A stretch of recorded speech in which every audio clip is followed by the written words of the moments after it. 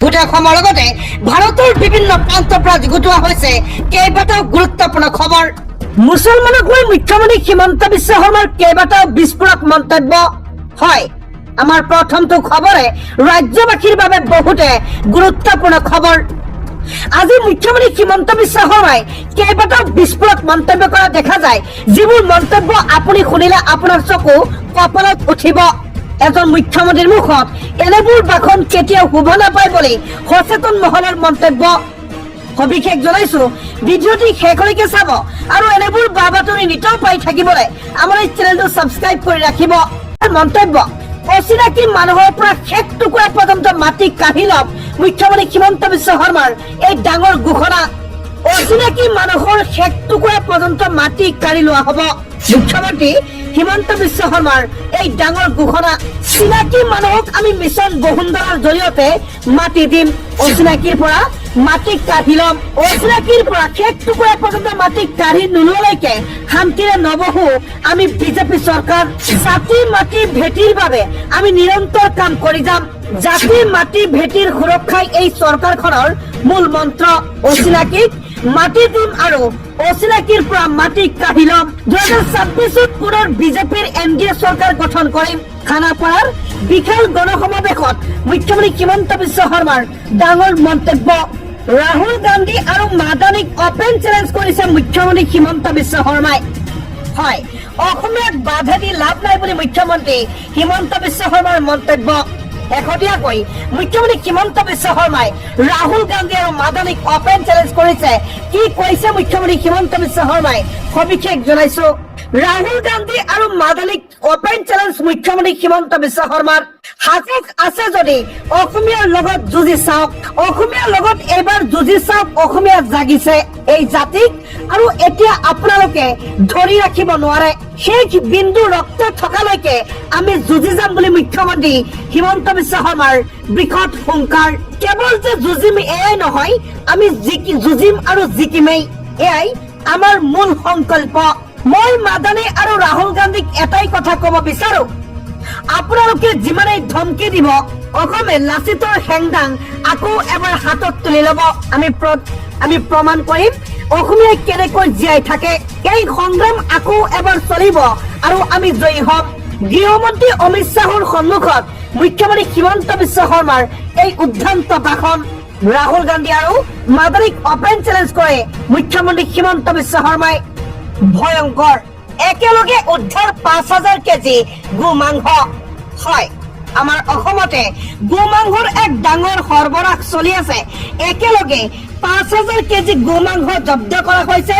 ক'ত জব্দ কৰিছে, অসমৰ কোন ঠাইতে ভয়ংকৰ ঘটনা সংঘটিত হৈছে, সবিশেষ জনাইছো। ভিডিঅ'টি অলপ স্কিপ নকৰি শেষলৈকে চাব। ৰাজ্যত ভয়ংকৰ কাণ্ড, একেলগে উদ্ধাৰ 5,000 কিলো গো মাংস। চৰকাৰক বুঢ়া আঙুলি দেখুৱাই বৃহৎ সৰবৰাহ। গাড়ীত কাৰ্টুনে কাৰ্টুনে উৰাইছে নিষিদ্ধ মাংস। শিলচৰৰ ৰাজপথত হাহাকাৰ পৰিস্থিতি। বজৰং দলৰ নেতৃত্বত আৰক্ষীয়ে কৰিলে জব্দ। গো মাংস উদ্ধাৰৰ পাছতে ভাঙি লণ্ডভণ্ড কৰা হয় বাহন। বজৰং দলৰ দাবী 5,000ৰো অধিক মাংস জব্দ হৈছে। ঘটনাৰ সন্দৰ্ভত দুজনক ইতিমধ্যে আটক কৰিছে শিলচৰ আৰক্ষীয়ে। RSS প্ৰধান মোহন ভাগৱতে ইছলাম ধৰ্মক লৈ কৰিছে এক ঐতিহাসিক মন্তব্য। হয়, ইছলাম এটা প্ৰাচীন ধৰ্ম। ভাৰতত সদায় মুছলমান থাকিব। হিংসা পৰিহাৰ কৰিব লাগে বুলি RSS প্ৰধান মোহন ভাগৱতৰ এক ডাঙৰ মন্তব্য।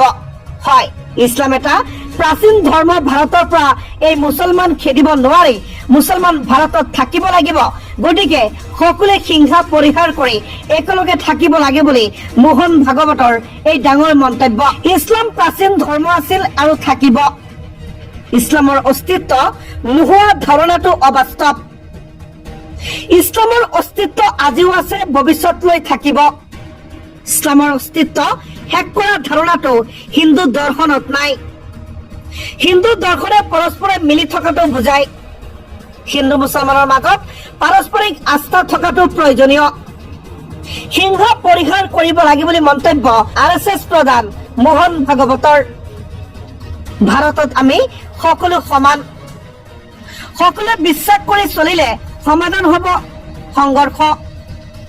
ভাষা জাতি পূজা ধৰ্ম বেলেগ হলেও আমি সকলো ভাৰতীয়, কিন্তু সকলোতকৈ প্ৰথম আমাৰ দেশ। যিহেতু আমি এখন দেশৰ নাগৰিক, কোনেও পৃথক হ'ব নালাগে। মুছলমানে ভাৰত শেষ কৰাৰ ধাৰণা অন্ত পেলাব লাগে। ইছলাম প্ৰাচীন ধৰ্ম আছিল আৰু থাকিব। ইছলামৰ অস্তিত্ব নোহোৱা ধাৰণাটো এটা অবাস্তৱ ধাৰণা বুলি মন্তব্য মোহন ভাগৱতৰ। 2026 চনত তৃতীয়বাৰলৈ বিজেপিয়ে চৰকাৰ গঠন কৰিব অসমত। যোৱাকালি অমিত শ্বাহে আনুষ্ঠানিকভাৱে কৰিছে এই ঘোষণা। কোনো দলে বিজেপিক আৰু ধৰি ৰাখিব নোৱাৰে। 26 চনৰ বিধানসভা নিৰ্বাচনত পুনৰবাৰ তৃতীয়বাৰলৈ বিজেপিয়ে চৰকাৰ গঠন কৰিব। বাৰে বাৰে পাকিস্তানলৈ যোৱা নেতাৰ হাতত নাথাকে অসমৰ দায়িত্ব। অসমৰ ৰাইজে নিবিচাৰে গৌৰৱ গগৈক অসমৰ দায়িত্ব দিয়াটো। সেয়েহে 26 চনৰ বিধানসভা নিৰ্বাচনৰ পিছত পুনৰবাৰ বিজেপি তথা NDA চৰকাৰ গঠন কৰিব অসমত। কংগ্ৰেছৰ সময় শেষ হৈ গ'ল। কংগ্ৰেছ এতিয়া নাই। অনুপ্ৰৱেশকাৰীক সুৰক্ষা দিয়া দলে চৰকাৰ গঠন কৰিব নোৱাৰে। বাৰে বাৰে পাকিস্তানলৈ গৈ থকা নেতাই অসমৰ নেতৃত্ব ল'ব নোৱাৰে। দুৰ্নীতিগ্ৰস্ত কংগ্ৰেছক ৰাইজে ভোট নিদিয়ে বুলি মন্তব্য অমিত শ্বাহৰ।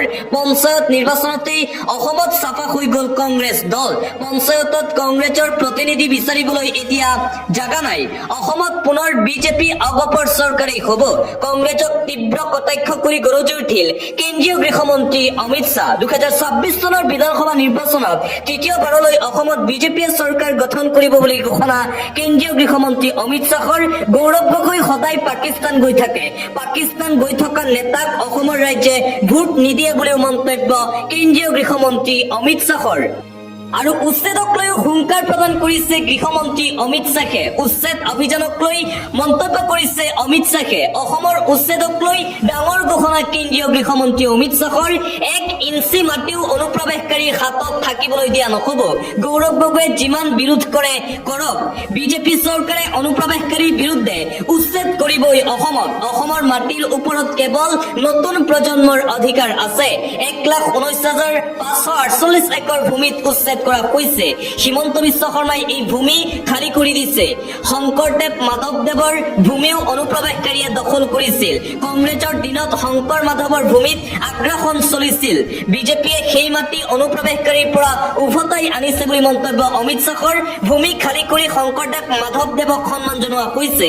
খানাপাৰাৰ পৰাই কংগ্ৰেছক তীব্ৰ সকিয়নি গৃহমন্ত্ৰী অমিত শ্বাহৰ। উচ্ছেদ অভিযানক লৈও হুংকাৰ প্ৰদান কৰিছে গৃহমন্ত্ৰী অমিত শ্বাহে। কোনো কাৰণতে 1 ইঞ্চি মাটি বেদখল কৰিবলৈ দিয়া নহ'ব বুলি ঘোষণা অমিত শ্বাহৰ। আন এটা ব্ৰেকিং নিউজ। কংগ্ৰেছৰ যুৱৰাজ ৰাহুল গান্ধী আৰু মাদানীক অপেন চেলেঞ্জ প্ৰদান কৰিছে মুখ্যমন্ত্ৰী হিমন্ত বিশ্ব শৰ্মাই।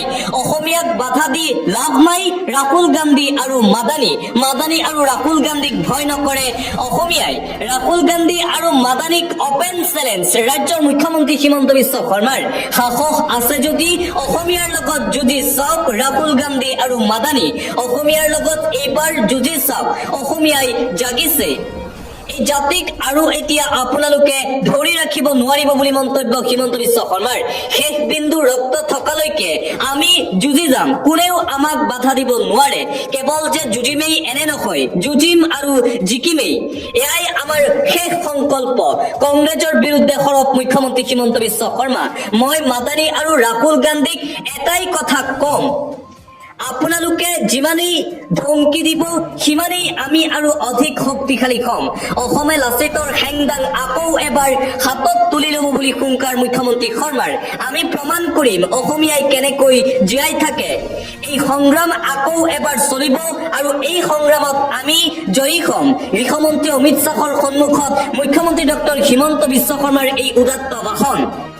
আৰু আনপিনে মাদানীক লৈ কৰা মন্তব্যৰ পিছতেই হিমন্ত বিশ্ব শৰ্মাৰ বিৰুদ্ধে সৰব হৈ পৰিছে সৰ্বভাৰতীয় ইমাম সংস্থা। মাদানীৰ পাছত মুখ্যমন্ত্ৰীক চেলেঞ্জ। মুখ্যমন্ত্ৰীৰ বিৰুদ্ধে একত্ৰিত হ'ল সৰ্বভাৰতীয় ইমাম সংস্থা। মাদানীক সমালোচনা কৰাৰ পাছতেই মুখ্যমন্ত্ৰী শৰ্মাক দিছে প্ৰত্যুত্তৰ। মুখ্যমন্ত্ৰী হিমন্ত বিশ্ব শৰ্মাক চেলেঞ্জ দিলে ইমাম সংস্থাটোৱে। স্বাধীনতা সংগ্ৰামত মাদানীৰ ভূমিকা নাজানে মুখ্যমন্ত্ৰী হিমন্ত বিশ্ব শৰ্মাই। মুখ্যমন্ত্ৰী নালাগে, সাধাৰণ জনতাৰো অধিকাৰ নাই মাদানীৰ কথা কবলৈ। মাদানীক বাংলাদেশলৈ পঠোৱাৰ আগত প্ৰকৃত বাংলাদেশলৈ পঠাওক। শ্বেখ হাছিনাক ভাৰতলৈ অনা বিজেপিয়ে নিজৰ ভুল স্বীকাৰ কৰক। শ্বেখ হাছিনাক পলুৱাই ৰখা চৰকাৰৰ মুখ্যমন্ত্ৰীয়ে নিজক শুধৰণি কৰক। কথাৰে নহয় কামেৰে বাংলাদেশী খেদি দেখুৱাওক মুখ্যমন্ত্ৰীয়ে। প্ৰয়োজন হলে দেশৰ প্ৰতিজন ইমামে সহায় কৰিব। আৰু সেই সাহস মুখ্যমন্ত্ৰী হিমন্ত বিশ্ব শৰ্মাৰ নাই। সেইবাবে মাদানীক টাৰ্গেট কৰি লৈছে অসমৰ মুখ্যমন্ত্ৰী হিমন্ত বিশ্ব শৰ্মায়ে। মছজিদ মাদ্ৰাছা চলোৱা সকলক সজাইছে বাংলাদেশী বিজেপি চৰকাৰে। মাদানীক কেনেদৰে বাংলাদেশলৈ পঠিয়াই আমি চাই ল'ম বুলি চেলেঞ্জ মুখ্যমন্ত্ৰী শৰ্মাক। সৰ্বভাৰতীয় ইমাম সংস্থাৰ সভাপতি সাজিদৰ এই চেলেঞ্জ মুখ্যমন্ত্ৰী হিমন্ত বিশ্ব শৰ্মাক।